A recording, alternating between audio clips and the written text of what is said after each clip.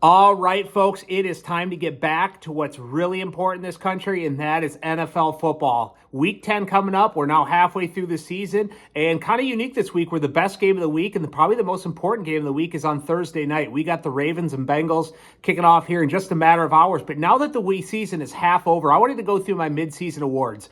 So just who I have winning the awards halfway through the season. So wanted to start with MVP. So right now I've got Lamar Jackson as the MVP, and if you look at his stats are unreal. He's on pace right now for 5,400 total passing yards and 42 touchdowns.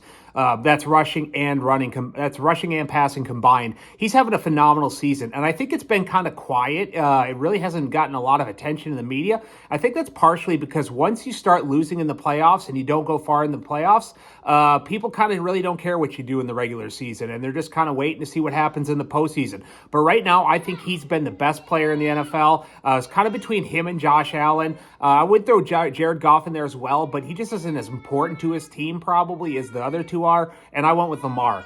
Offensive Player of the Year, I went with Saquon Barkley. And this is essentially the same team they had last year, but they're just a lot more competent on offense. I think he just opens a lot of things up for them.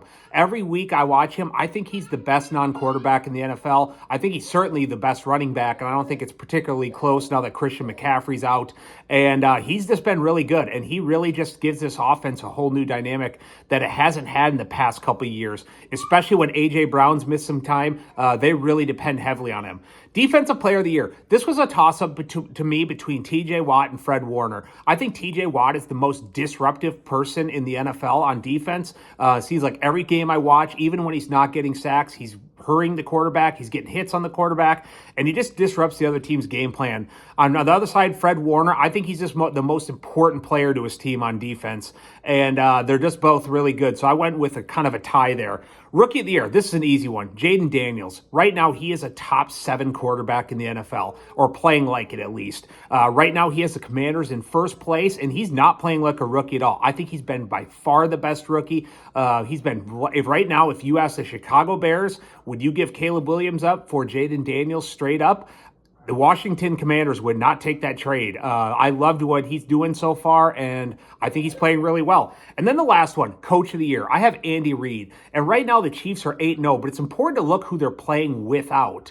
So right now, Rashid Rice, Juju Smith-Schuster, Hollywood Brown. That's probably their top 3 wide receivers that they started the year with. Edwards-Helaire has not played a game yet. Pacheco went down, and they had to bench their left tackle after 2 games.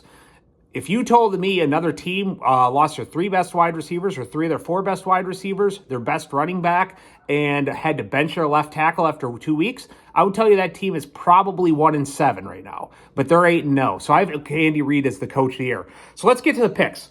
So the first one, Ravens-Bengals. I think this is the most important game of the year. I think this is extremely important for the Bengals because right now they're sitting out of the playoffs and they cannot afford to go another game back. So I'm going to take the Bengals +6. This is in Baltimore. And the reason I'm taking the Bengals is, number one, this is a super important game for them. But number two, I think they have the best 1-2 combination at wide receiver going against a very weak Baltimore secondary. And I think they're going to put up a lot of yards. I love Lamar Jackson, but this is not a great Ravens defense. And I'm going to take the Bengals and the points. Number two, I'm going to take the Steelers +3 at the Commanders. And I just got done talking about Jayden Daniels, but this will be by far the best defense that he has faced all year. And they kind of struggled against the Giants, and the Giants are not near as good as the Steelers last week. So I'm going to take the Steelers and the points +3. Number 3, I'm going to take the Falcons -3.5 at the Saints. And this all has to do with how terrible the Saints are. Right now, they are tied for the number 1 pick in the NFL draft. They just lost to the Panthers last week. We're absolutely terrible. Kirk Cousins is playing pretty well. I like the weapons on the Falcons, and I'm going to take them -3.5 at the Saints. Number 4, I'm going to take the 49ers -6 at Tampa Bay. And this kind of has a lot to do with who Tampa Bay is playing without. I know they've kept it close for Kansas City last week, but they're missing Mike Evans and Godwin. They're 2 best pass catchers. And I think the 49ers are going to run all over them. And I don't think the Bucs are going to be able to score a lot on defense. At number 5, I'm going to take the Lions -3.5 at the Texans. And the Texans, I cannot get out of my mind what I saw against the Jets a week and a half ago. Without Nico Collins, they are having a hell of a time trying to move the ball. C.J. Stroud has been pretty average without Nico Collins. And the Lions right now, to me, are the best team in the NFC, possibly the NFL. I love what they did versus the Packers in the rain in Green Bay. And I'm going to take the Lions -3.5. So that's the way I see it this week, and we'll talk to everyone Sunday night.